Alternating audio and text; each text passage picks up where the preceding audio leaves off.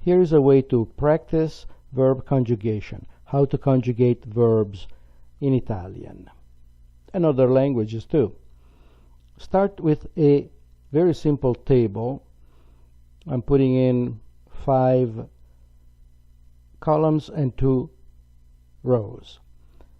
Column 1, second row, write the list of subject pronouns. Io, tu, lui, lei, noi, voi, loro.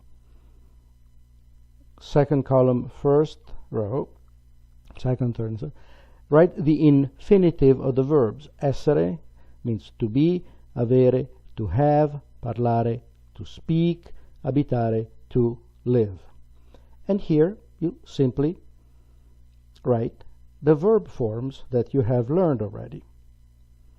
You ought to, I, okay. Now, I just want to take this opportunity to remind you that these are the only words in Italian that start with an H. O-I-A, anno. Now, let's take the verb parlare. I'm splitting at the top the stem from the ending. Parlare means to speak. Now we want to say I speak. We take the same stem, parle, that remains unchanged throughout the conjugation, and we add the endings that correspond to the specific person. So, io parlo, tu parli, lui, lei parla, noi parliamo, voi parlate, loro parlano. So you remove the last 3 letters, are, and then you'll find out that all are verbs are conjugated the same way. Abitare. Here we take the stem abit. I'm copying, pasting. You don't do that. You will always write everything. And I'm adding the endings. Io abito, tu abiti, lui abita, lei abita, noi abitiamo, voi abitate, loro abitano. Very simple form of exercise. You can check immediately with the examples that you have. Another table. You write the infinitives at the top. Here we put avere, parlare, essere, and pensare. Pensare is to think. Copy the list of subjects. In this case, I'm copying it twice. And then I'm switching positions. I am scrambling the order. I don't want the subjects to be in the regular order. I want them to be scrambled in an unpredictable form. You can do it many ways. For instance, you can take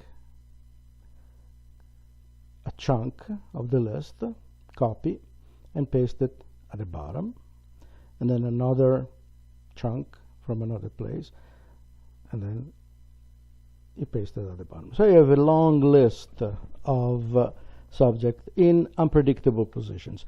And then you challenge yourself. Io ho, voi avete, lei ha, noi abbiamo.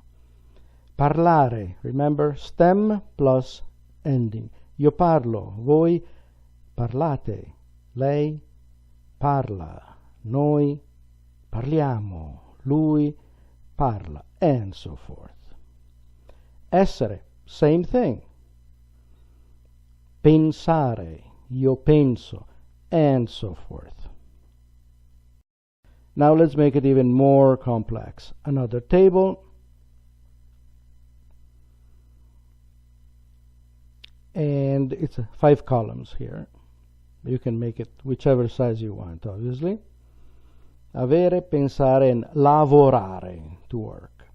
Take a chunk or chunk of the list of the subjects, put them in the first and then in the last column, and I will tell you why. And now at random, let your cursor land in any position. And there you have to quickly find the correct form, write the correct form. It's like throwing darts. Wherever it lands, that's where you have to complete the form. So it's noi lavoriamo, lei pensa, noi abbiamo, loro lavorano, lui ha. Voi pensate? Yeah. Tu hai, and so forth. So it's very easy to set up the exercise, as you can see. What you have to do is just devote some time to it. Here I'm creating a larger table. It's, I don't know, 7, 8, 9 columns, and the very same thing. Here I'm showing you, I put them every 3 or 4 columns. Why? Because if you don't have the reference, if you don't have the subjects to help you, well, if you land in a spot, it's going to be very difficult to trace back what the coordinate is. You know what I'm talking about, right? So if you have the subjects interspersed like this, then it's going to be very easy to complete the chart. And you can do this for every verb imaginable, anytime, first semester, last semester, whenever you have verb forms to remember. And it's a very simple and effective way. Make sure you check the correctness of your endings. Primarily, you have to focus on the ending. The stem, except for irregular verbs, the stem never changes, the endings change. And that's it.